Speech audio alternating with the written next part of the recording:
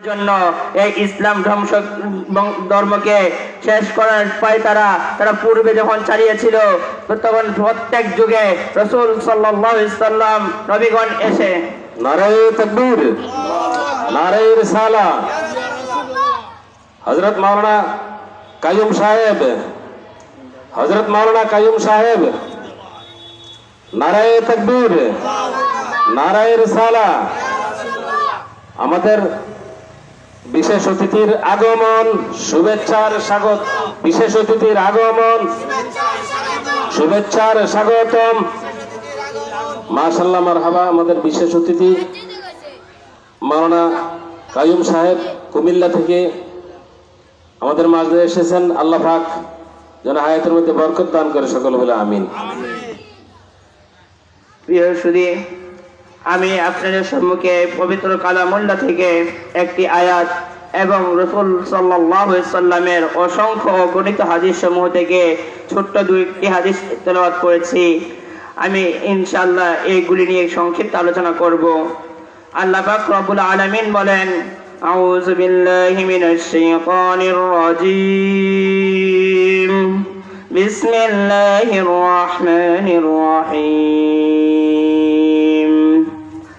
ইন্নাল্লাযীনা আমানু ওয়া আমিলুস সালিহাতি কানাত লাহুম জান্নাতুল ফিরদাউসি নুজুলা। আল্লাহ তাআলা এই আয়াতের মধ্যে বলেন, যারা ঈমান এনেছে এবং সৎ আমল করেছে তারা জান্নাতুল ফিরদাউসে থাকবে। যারা ঈমান এনেছে এবং যারা সৎ কর্ম করবে, সৎ কাজ করবে, ভালো কাজ করবে, তারাই জান্নাতুল ফিরদাউসে থাকবে। আর যারা এর বিপরীত করবে, ঈমান আনবে না এবং সৎ কর্ম করবে না, তারা জাহান্নামে যাবে। আল্লাহ তাআলা জান্নাত রেখেছেন একমাত্র ভালো নেককার মানুষের জন্য, জান্নাত কোনো ইহুদি বা নাসারাদের জন্য নয়। এই জান্নাত সব উত্তম জায়গা হচ্ছে একমাত্র মুসলমানদের জন্য প্রাপ্য। তবে মুসলমান হলেই চলবে না, মুসলমানদের মধ্যে পাক্কা মুসলমান হতে হবে। আল্লাহর হুকুম আহকামগুলোকে সহি শুদ্ধভাবে পুঙ্খানুপুঙ্খানুভাবে আদায় করতে হবে। আর এর জন্য আমাদেরকে সর্বপ্রথমে কোনটা সহি আর কোনটা সহি নয়, কোনটা সঠিক আর কোনটা ভুল, সেটা আমাদেরকে জেনে নিতে হবে। এর জন্য যারা সহি এবং সঠিকটা মেনে চলতে পারবে, চলে ইবাদত করতে পারবে, সঠিক ইবাদত করতে পারবে, সে জান্নাতুল ফিরদাউসে যেতে পারবে। আর যে জান্নাতে যাবে, সে জান্নাত থেকে কখনো বের হওয়ার আশা করবে না, সে জান্নাত থেকে বের হতে চাবে না। কারণ জান্নাত এমন একটি জায়গা, যে জায়গায় ঢুকলে বের হওয়ার আশা মনে করবে না, আসবে না। আমরা নামাজ পড়ি, রোজা রাখি, হজ করি, যাকাত দেই। আমরা নামাজ পড়ি, আমাদের নামাজ কতটুকু সহি হয়, আমাদের নামাজের মধ্যে কেরাত কতটুকু সহি হয়, সেই ব্যাপারে আমরা কি করি না, খেয়াল করি না।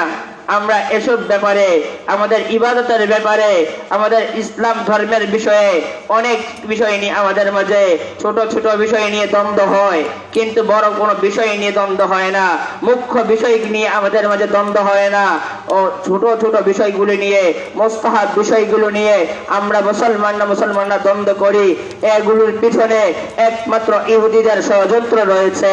কারণ ইহুদিরা চায় মুসলমান আর মুসলমানের মাঝে দ্বন্দ্ব সৃষ্টি করে, তাদের মাঝে দ্বন্দ্ব সৃষ্টি করে, তাদেরকে ইসলাম থেকে বহিষ্কার করার জন্য, তাদেরকে ঈমান থেকে বহিষ্কার করার জন্য, ঈমানকে নষ্ট করার জন্য তারা সমাজের মধ্যে কিছু কাজ করে, সেবার নাম নিয়ে তারা হারামকে সমাজের মধ্যে প্রবেশ করিয়ে তারা মুসলমানদের ঈমানকে নষ্ট করার পায় তারা চালাচ্ছে। আজ আমরা মুসলমানরা তাদের সেই ষড়যন্ত্রের জালে আবদ্ধ হয়ে আজ আমরা মুসলমানরা দ্বন্দ্ব করি।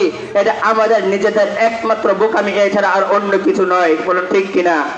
আমরা মুসলমানদের মাঝে কোনো দ্বন্দ্ব থাকবে না, কারণ আমাদের রাসূল বলেছেন একজন মুসলমানের ভাই, আর একজন মুসলমান নয় শুধু সারা পৃথিবীর মুসলমান এমন হবে যেন একটি দেহ একটি প্রাণ।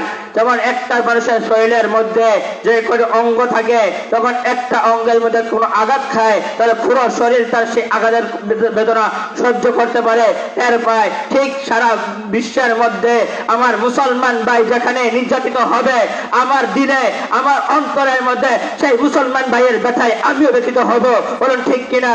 কারণ আজ ইহুদিরা চাচ্ছে আমাদের মুসলমানদের মাঝে এই ঐক্যকে ভঙ্গ করে, তারা বিভিন্ন ফিতনা সৃষ্টি করে আমাদের মুসলমানদেরকে ইবাদত থেকে বঞ্চিত করার জন্য, ঈমান থেকে বহিষ্কার করার জন্য একমাত্র ইহুদিদের ষড়যন্ত্রের মাঝে আমাদের কিছু মুসলমান, নামদারি মুসলমান তাদের সাথে যোগ দিয়ে সমাজে ঢুকে আমাদের ঈমান তারা চুরি করে নিয়ে যাচ্ছে, আমাদের ঈমান হয়রানি করছে, ছোট ছোট বিষয়গুলি দিয়ে আমাদেরকে দ্বন্দ্ব সৃষ্টি করাচ্ছে। আমরা দ্বন্দ্ব করতে করতে এমন এক পর্যায়ে পৌঁছে যাই আমরা ঈমান হারাতে বাধ্য হই। বলুন ঠিক কিনা? এমন তাই আমাদেরকে সঠিকটা জেনে নিতে হবে। আমরা নামাজ পড়ি, 5 ওয়াক্ত নামাজ পড়তেছি, আল্লাহ তাআলা কি আমার নামাজ কবুল করবে কিনা, এই নামাজটা আমার রাসূলের সুন্নাত তরিকা হয়েছে কিনা সেটা আমাকে জানতে হবে। কারণ আমার রাসূল বলেছেন মান আহাব্বা সুন্নতি ফাকাদ আহাব্বানি ওয়া মান আহাব্বানি কানা মাই ফিল জান্নাহ। যে ব্যক্তি আমার সুন্নতকে মহব্বত করবে, আমার সুন্নতকে ভালোবাসবে, আমার সুন্নত অনুযায়ী সে তার জিন্দেগিকে সাজাবে, আমার সুন্নত অনুযায়ী তার সমাজকে পরিচালনা করবে, আমার সুন্নত অনুযায়ী তার ফ্যামিলিকে সাজাবে, সে আমার সুন্নতকে যখন সে মহব্বত করলো, সে তার ফ্যামিলিকে আমার সুন্নত তরিকা সাজালো, তখন সে আমাকে কি করলো? মহব্বত করলো, আমাকেই ভালোবাসলো। আর যে ব্যক্তি আমায় ভালোবাসলো সে আমার সাথে জান্নাতে থাকবে। তাই আমি আপনাদেরকে আমার সংক্ষিপ্ত আলোচনা শেষ করার পূর্বে কিছু কথা বলবো। বিশেষ করে মুরব্বীরা শুনে রাখবেন, আপনাদের ছেলে সন্তান এবং আপনাদের নাতিদেরকে আপনারা এগুলির প্রতি, রাসূল সাল্লাল্লাহু আলাইহি সাল্লামের সুন্নতের প্রতি একটু গুরুত্ব দিবেন।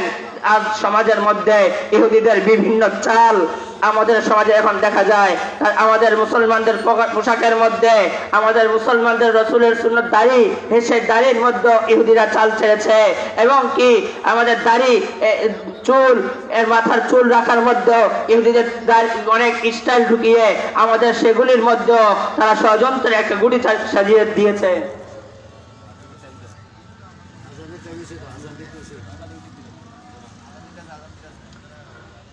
আপনারা আমার জন্য দোয়া করবেন। এই পর্যায়ে যাদের ওযু নাই দয়া করে ওযু করে মাগরিবের জামাতের সালাতুল মাগরিবের জন্য সকলে চলে আসেন।